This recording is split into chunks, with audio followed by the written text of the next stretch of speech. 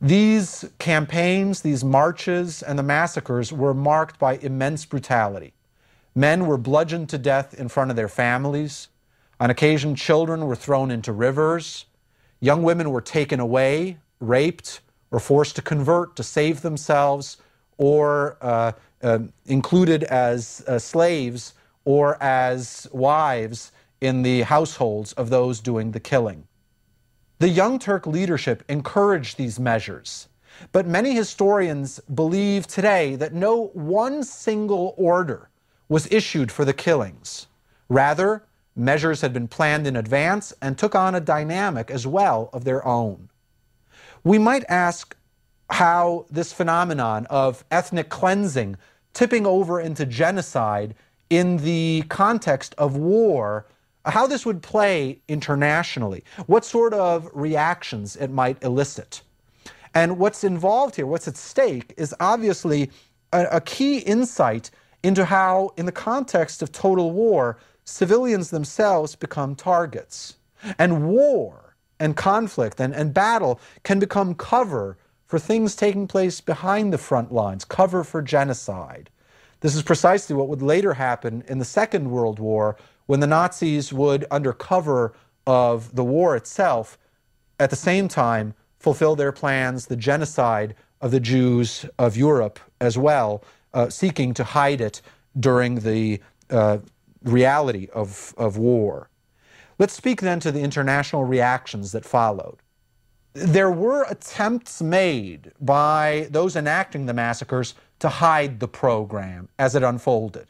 So, for example, even though the leadership elites of the Armenian community in Constantinople, in the capital, had been arrested and executed, the entire Armenian community of Constantinople was not removed, and instead seemed to be spared as an example of the massacres that were not taking place. Nonetheless, in spite of these efforts, news did trickle out to the outside world. And it really is, unfortunately, a tragic but eloquent statement of the enormity of these events as they were taking place, that the first reports that filtered out were simply too brutal and too monstrous and barbaric to be believed at first. But soon such testimony was pouring out in a volume that could not be denied. In May of 1915, the Allies, that's to say France and Great Britain, warned Turkey against these crimes against humanity. There's a new concept coming to the fore at precisely this time. And also, in a really revolutionary sense, promised to hold the leaders responsible for these crimes against humanity to account after the war. An especially tragic case was that of the anguished American ambassador, Henry Morgenthau Sr., who was horrified to start receiving reports from his consuls of what was happening out there among the Armenian communities. He didn't hesitate to pass along news of these events through the diplomatic channels to America's political leadership. But American neutrality at this stage in 1915 and in the following year, American neutrality in the war at this date complicated the chances for any stronger American response. Nonetheless, while the government sought to avoid the sort of statements and strong condemnations that might have, as they worried, impinged upon their stance of neutrality, news was flowing out of these events, and American newspapers carried news of these tragedies in some detail throughout the events themselves and the aftermath. In Germany, a very special case obtained. Germany was the ally of Ottoman Turkey, and nonetheless, Turkish actions against the Armenians did not meet with strong reproof, precisely because Germany saw itself as needing the full energies of its ally in this conflict. Nonetheless, on the part of some Germans, voices of conscience could be heard, urging their own government to demand a stop to the atrocities. The German ambassador to Turkey, Count Wolf Metternich, for instance, pleaded that something needed to be done. Horrified German missionaries who had been working in the hinterland of the Ottoman Empire also didn't spare in their reports a full picture of what was going on. And nonetheless, in these cases, these voices of conscience were brushed aside. The German political leadership simply explained that it was necessary to fight one's way through to full victory in the war with one's Turkish ally, regardless of what was going on.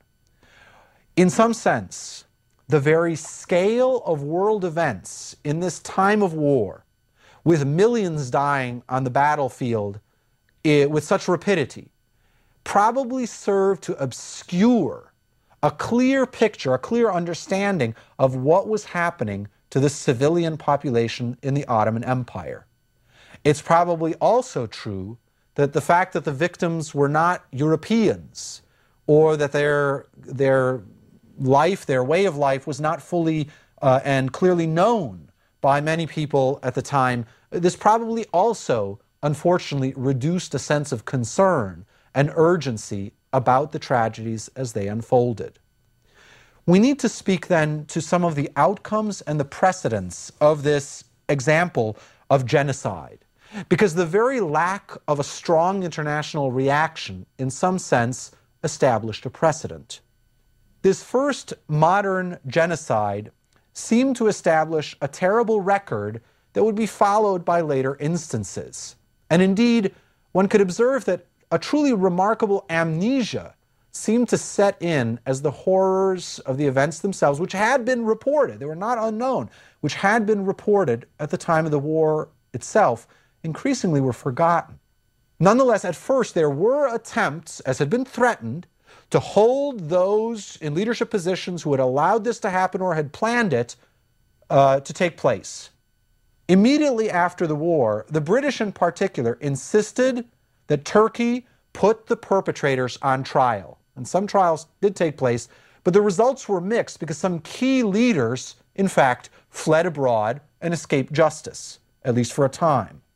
Among the leaders who had fled was the interior minister who had controlled the police and had been instrumental in these actions, Talat Pasha. Talat Pasha had fled, defeated Ottoman Turkey, and instead had resettled in Germany.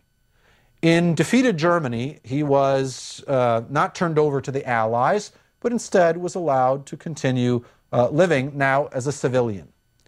In 1921, however, he was hunted down and killed by a young Armenian whose own family had fallen victim to the massacres, a young Armenian whose actions had in part been planned by an Armenian exile conspiracy called Operation Nemesis that had been organized from Boston in the United States, whose aim was to hunt down and to take a vengeance upon those who had enacted the Armenian Massacres. And the reference here, the classical reference to Nemesis, was to the inevitable revenge of the fates which had figured in Greek legend as inevitably chasing down the guilty.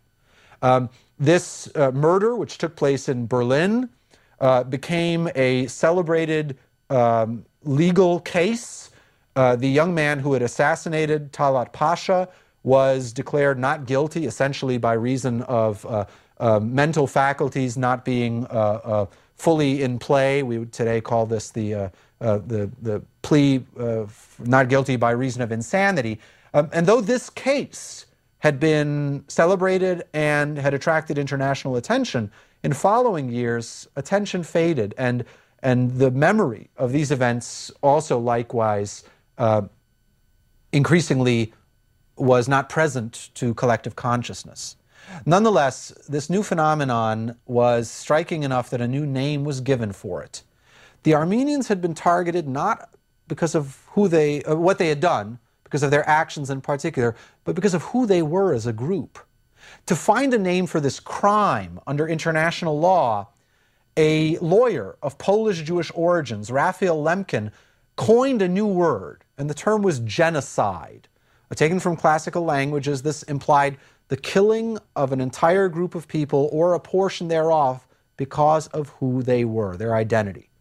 Now, the Armenian massacres were not the same as the later industrialized murder of the Jews, the Holocaust, the Nazis' genocide against this group on such a more efficient scale.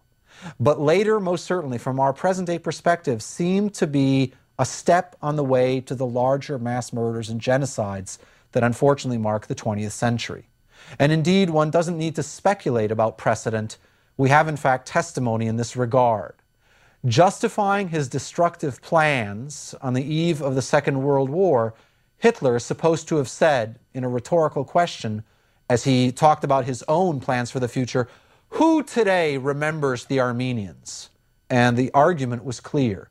The amnesia that had befallen this genocide paved the way for later genocides.